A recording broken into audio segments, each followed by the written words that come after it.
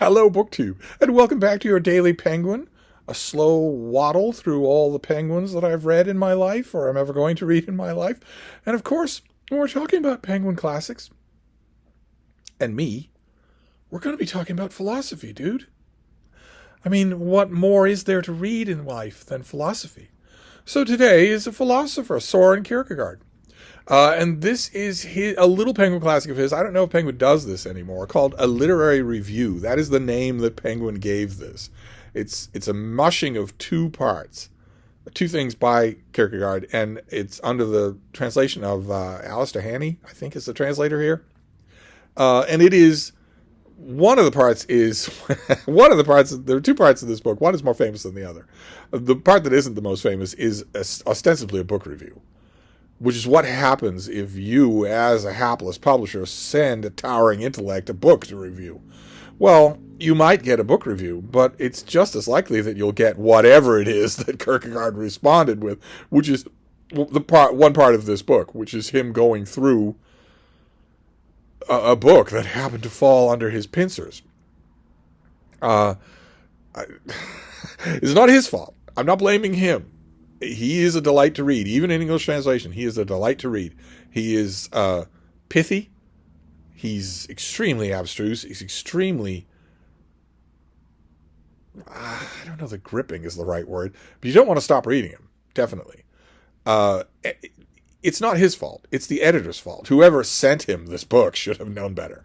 But the other part of this book is Kierkegaard musing on the present age.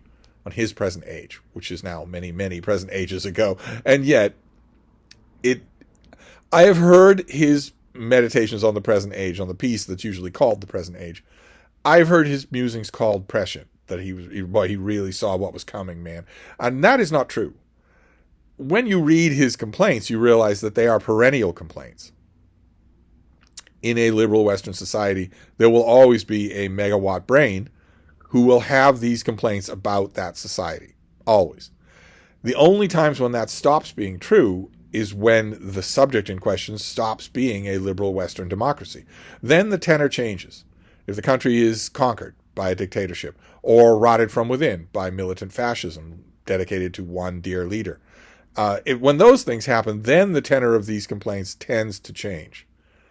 You won't find a megawatt intellect wringing his hands and saying, "Oh, can you believe, the lax morals these days," when his neighbors are being kidnapped by unidentified masked agents of a fascist government. Once that starts to happen, even towering intellects who have less than perfect attachment to the outside world will realize it and start to change their tone. But otherwise, so in other words, the one half of this little book, this is like 100 pages long in Penguin Classics, and you can find the book review thing, the ostensible book review. You're not missing anything. I myself think it's fascinating, but you're not missing anything if you never read it. And the present age you can find in like a bigger Kierkegaard collection. I'm sure that it's in a bigger Kierkegaard collection. So you don't need to get this book to do it. But what you will find in that long essay is essentially the complaints that you would find from what kind of a thinker? From a Russell Kirk in the middle of the 20th century, or an Edmund Burke a century earlier. You essentially you will find that. When it comes to Kierkegaard, it'll be a lot steeper in intellect. This was a very steep intellect, so you'll have to struggle to keep up with some of the jumps. And also, as is true with staggering intellects, sometimes the jumps are not made clear. I won't say they're incoherent, but they will seem it to you. You won't be able to jump along. So you have to be prepared for that too. No one ever said that Kierkegaard was not a frustrating writer. He could be a very frustrating writer, including frustrating in the literal sense to his editors. But this is a fascinating little volume. It shows his gigantic brain in two different registers, side by side in pieces of relatively controlled length.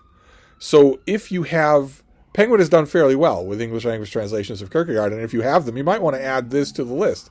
I certainly, I am probably in the minority in that when it comes to returning to this volume, I always return to the book review part rather than to the present age. The present age strikes me as a little bit on the dull side. People making these kinds of observations about there's no traffic. There you go. Now you stop. There's no traffic. There hasn't been any traffic in days. Literally none. No cars at all. So what are you running your siren for? Just because you're bored. That's why. Same reason why if somebody slaps somebody in a department store in a big city, 20 cops will show up with their guns drawn. Out of boredom. Just boredom. That's all. Something's happening in the day. But anyway, getting back to the subject. A lot of Kierkegaard's complaints about the present age are perennial. And for me, that has always made the present age, the piece, the present age, a little bit predictable. I won't say bad, because Kierkegaard is never bad, but predictable. A little bit pat. I read a lot of books like that. It doesn't so much matter to me how brilliant the person is who's writing it. There's only so much you can do with deploring the present age. It's interesting in a way, and the present age also, and a couple of passages in the long book review, are definitely seed grounds for later writings by this author. But this is still worth reading. I think what I was trying to say is I think I'm the only person who ever goes back to this for the book review. But an interesting little Penguin classic that you might want to consider. So that's your Daily Penguin for today. Something that Penguin made up. They didn't make up the pieces, but they put them together and gave them a title here. And a fairly good translation, a fairly readable translation. So that's it. That's your Daily Penguin for today. It's philosophy, bro. Of course it is. Thank you, BookTube.